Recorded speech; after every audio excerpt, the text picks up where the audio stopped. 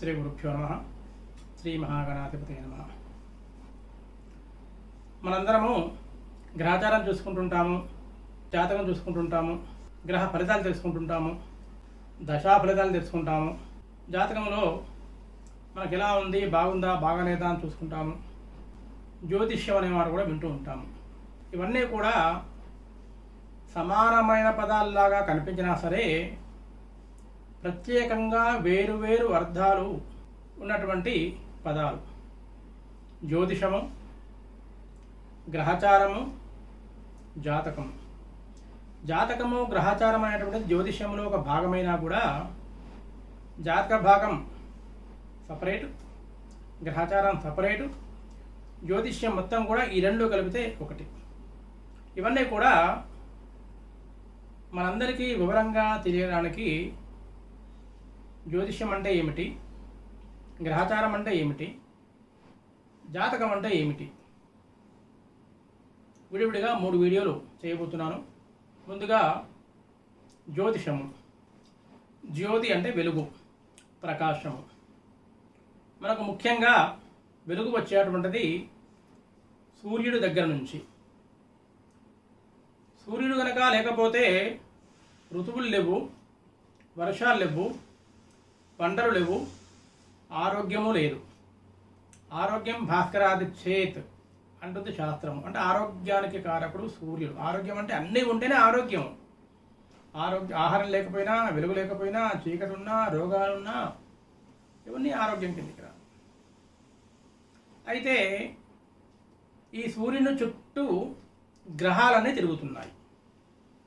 ఈ గ్రహాలన్నిటికీ కొంతమేర ఆకర్షణ శక్తి ఉంటుంది.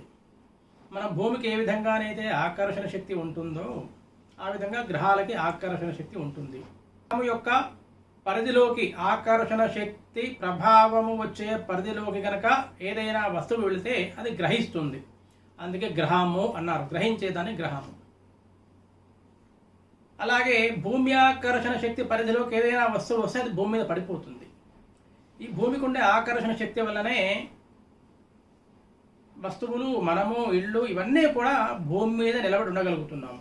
భూమికి ఆకర్షణ శక్తి కనుక లేకపోయినట్లుంటే అంతరిక్షంలో వ్యోమగాములు ఏ విధంగానైతే మనకు సినిమాలో చేయించినట్టుగా గాల్లో తేలాడుతుంటారో ఆ విధంగా ఉంటుంది. మనదే కాదు అన్ని వస్తువుల పరిస్థితి. అటువంటప్పుడు నీళ్లు తాగాలంటే ఇక్కడే ఉంటాయి, కిందికి దిగవు. ఆహారం కిందికి దిగదు. జ్యోతిష్ శాస్త్రం మొత్తం కూడా ఖగోళ శాస్త్రానికి సంబంధించినటువంటిది. ఎవరి ప్రమేయం లేకుండా ఈ గ్రహాలన్నీ ఒక నిర్ణీత కక్ష్యలో, నిర్ణీత సమయాల్లో అవి పరిభ్రమిస్తూ ఉంటాయి. మనకి జ్యోతిష్యానికి సంబంధించి 9 గ్రహాలు, 27 నక్షత్రాలు. కొన్ని నక్షత్రాల గుంపును కలిపి వాటికి ఒక నామధేయం ఏర్పరిచారు, నక్షత్రము అని. అశ్విని, భరణి, కృత్తిక, రోహిణి, మృగశిర, ఆ విధంగా. ఈ 27 నక్షత్రాలకి ఒక్కొక్క నక్షత్రం 4 పాదాలు చొప్పున మొత్తం 108 పాదాలు. ఈ 108 పాదాలను 12 రాశులకు విభజించారు. ఒక్కొక్క రాశికి 9 పాదాలు వస్తాయి. 27 నక్షత్రాలకి 27 4 108. ఈ 9 గ్రహాలు ఉన్నాయి.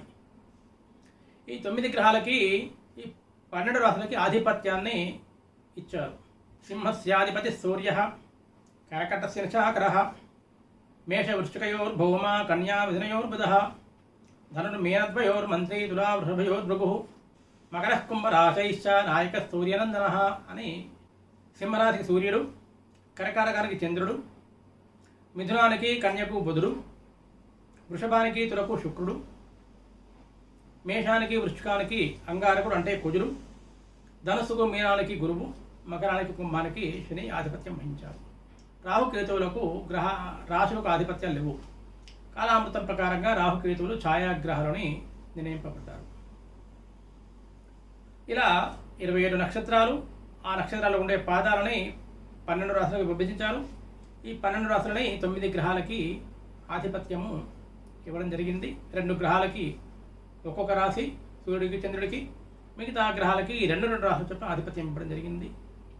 అలా ఒక్కొక్క గ్రహానికి కొన్ని కారకత్వాలు ఇవ్వడం జరిగింది, రాశులకి కొన్ని కారకత్వాలు ఇవ్వడం జరిగింది.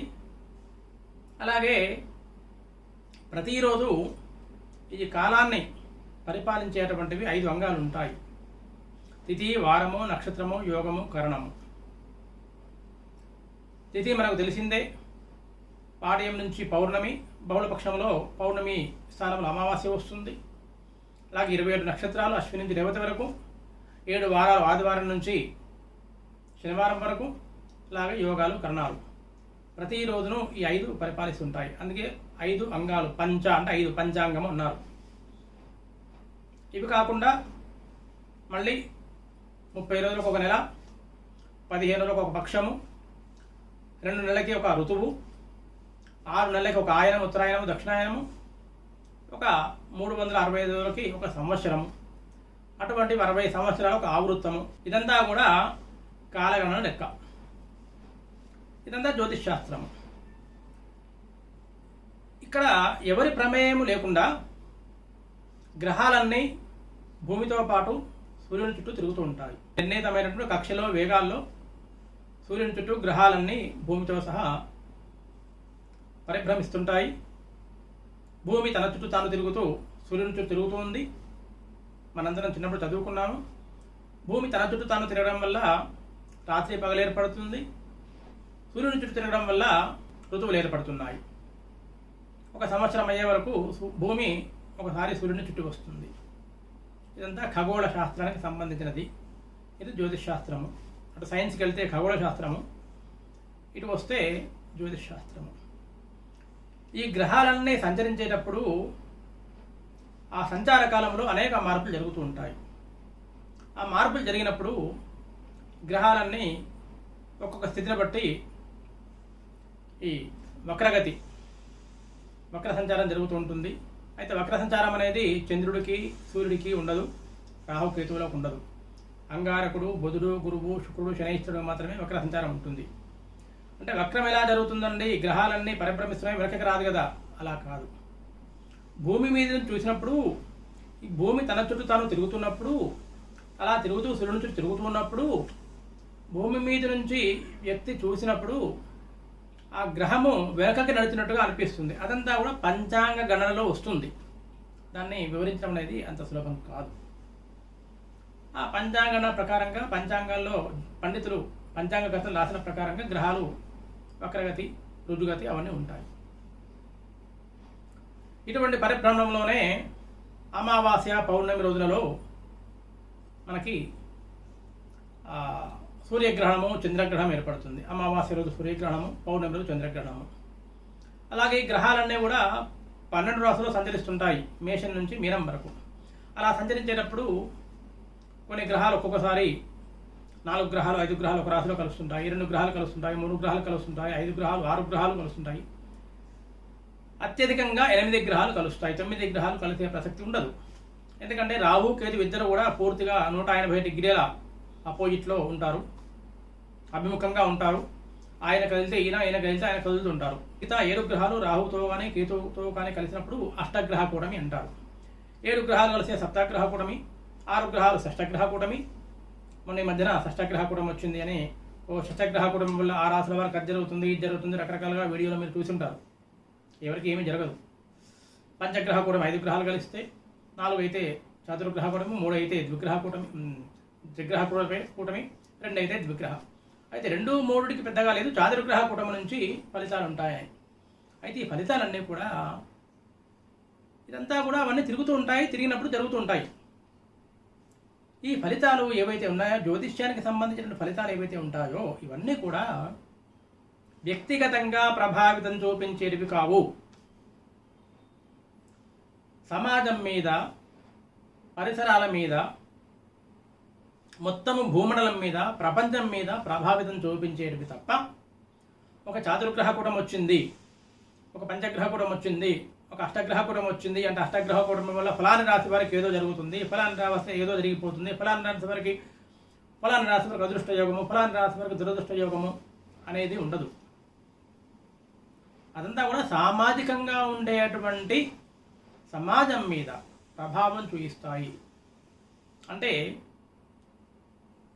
కొన్ని ఉపద్రవాలు, వర్షాలు, అతివృష్టులు, అనావృష్టులు, వరదల్లో కొట్టుకుపోవడాలు, భూకంపాలు, అగ్నిపర్వతాల ప్రేరణలు, ఇటువంటివి జరిగే అవకాశాలు ఉంటాయి తప్ప వ్యక్తిగతంగా ఎవరి జాతకంలో కూడా ఎవరికి కూడా ఈ గ్రహాలు ఆ విధంగా వాటంతరవి సంచరిస్తూ ఏర్పడేటువంటి కూటముల వల్ల కానీ గ్రహణాల వల్ల కానీ దీనివల్ల కానీ ఎవరికి ఎటువంటి ఫలితాలలో మార్పులు కానీ చేర్పులు కానీ ఫలితాలు రావడం కానీ దురదృష్టం కానీ అదృష్టం కానీ ఉండదు. ఇదంతా కూడా జ్యోతిష్ చక్రం అంటారు వీటన్నింటినీ. ఆ చక్రం జ్యోతిష్ చక్రం తిరుగుతూ ఉంటుంది.